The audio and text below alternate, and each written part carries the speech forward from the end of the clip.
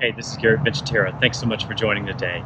One of the objectives that we're trying to do at Terra is to bring firsthand experience of people who have created their own ventures. I'm so excited today to have a person who has done just that. They've created their own venture.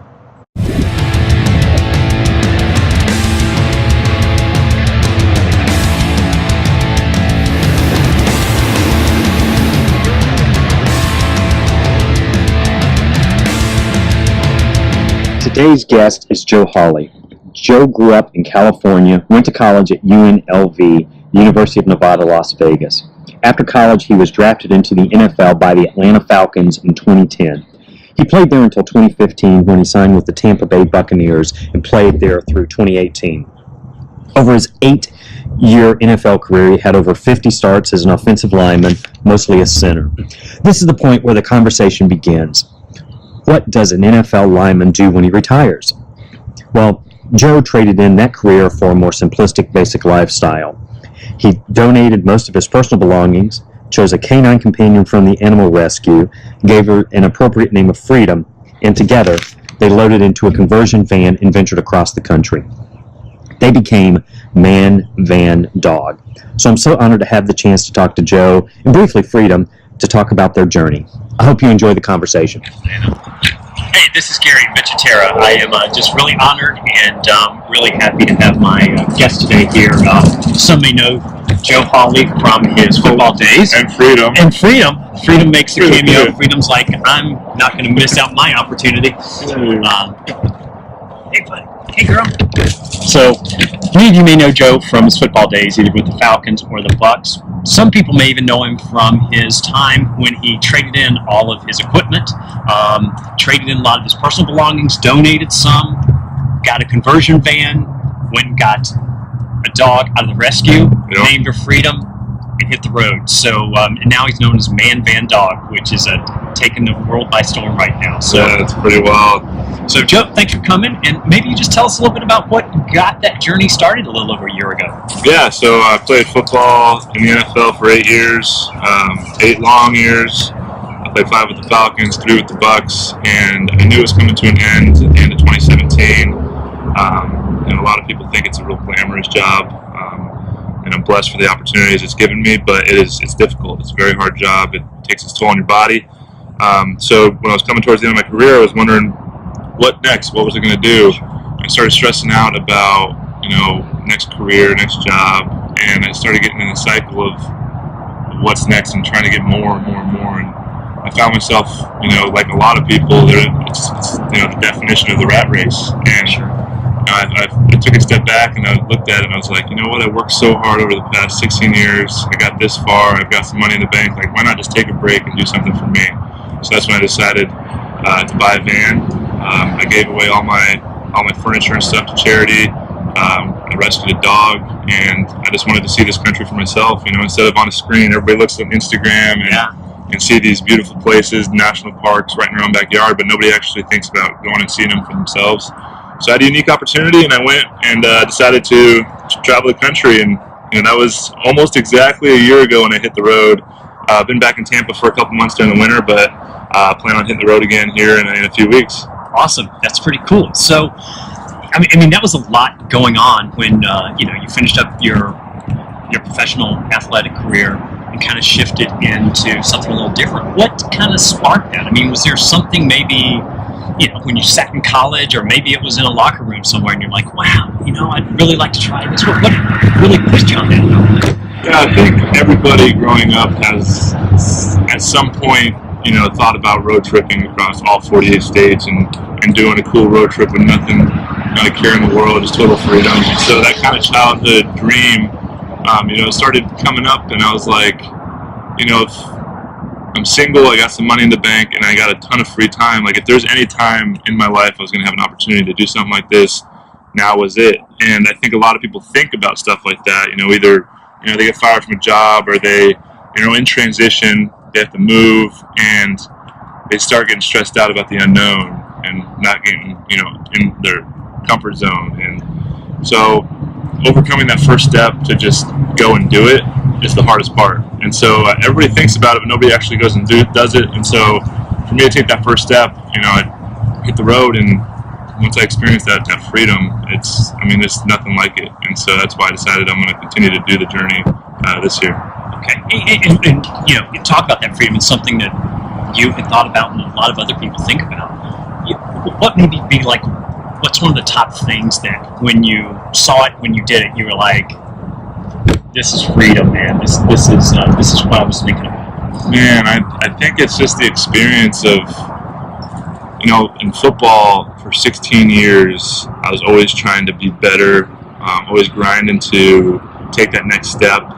When you're in high school, you're trying to make it to college and get a scholarship. When you're in college, you're trying to work, go from, the scout team to the starter, and then college, you're trying to make, the NFL and try to get drafted. And once you get drafted, you're trying to make the team. And once you make the team, you're trying to be a starter. And then so you're always working. And it's such a regimented process. You're always being judged by coaches and front office, and you're always being told what to do, how much to weigh. And so for me, I just wanted to get away from all of that. And that freedom, being away from not having to do all that, was just incredible. And being able to do what I want to do. And I realized, it's not like I'm doing nothing. I'm working on myself and bettering myself the way I want to do it. I'm taking care of my body. I don't have to weigh 300 pounds anymore.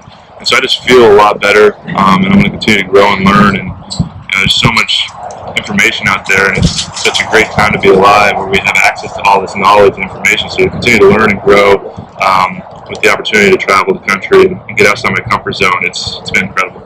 Yeah, that is a pretty incredible experience. It just seems like it's overwhelming as you kind of talk about all the changes that you've made, from your physical to having the freedom to kind of do what you want to do. Because I realize it's pretty regimented. Everybody thinks football's easy. You show up on Sunday, but it's a heck of a lot more. How has that kind of created a different Joe? How has that created a different person for yourself? I just realized that we can chase external validation all we want, but I don't think it's going to lead to happiness on the inside. And a lot of people look at me and they think that I'm so happy and so positive because of all my outside circumstances. But what I've realized is the more inside work I do, the more work I do on myself, the more I learn, the more I grow. I take care of my body, I eat right, I meditate, learn something new every day. When I'm happy on the inside, everything else on the outside seems to take care of itself, and it's all a perspective shift. A lot of people, if they're not happy with their day, or something pisses them off, that's something you got to look at. That's something that you're doing to yourself. It's not the external world. You can't look for validation on the outside. You got to turn your efforts inward. And I love this quote: "As within, so without." And if you really work on your inside world and you find happiness and peace and beauty in the little things, the big things really take care of themselves. I truly believe that. Wow, that's an interesting way to look at it. That's such a great insight to learn through this pretty big change that you went through. That sounds really good, but there have to be days. You've started this new journey. You have the excitement of starting out to see these great things. Then you get into it a couple of weeks.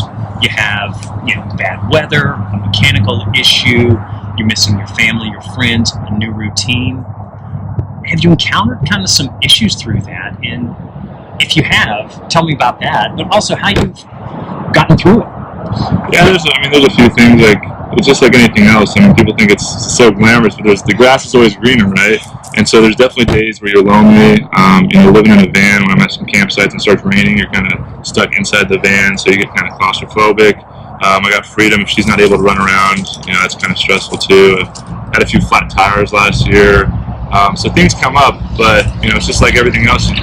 Life throws stuff at you. There's ebbs and flows, and you just got to try and stay neutral through it all. And that goes with working on your inside and your attitude and perspective towards things. And I think if you can be grateful for the little things in your life and find that we all have something to be grateful for, and you can find that little something, and it kind of makes everything else that much better. Wow, that's good stuff. That's great stuff. It sounds so easy.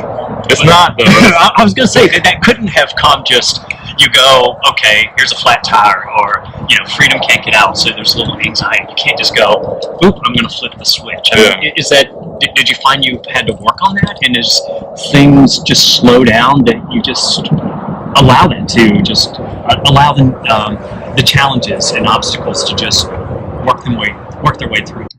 Hope you're enjoying the first part of the conversation. In part 2, Joe will continue to speak about how he deals with adversity, not only on the road, but also in life in general. He'll give a little preview of where he'll be heading out for his trip this year, and also a little penguin philosophy. Who knew?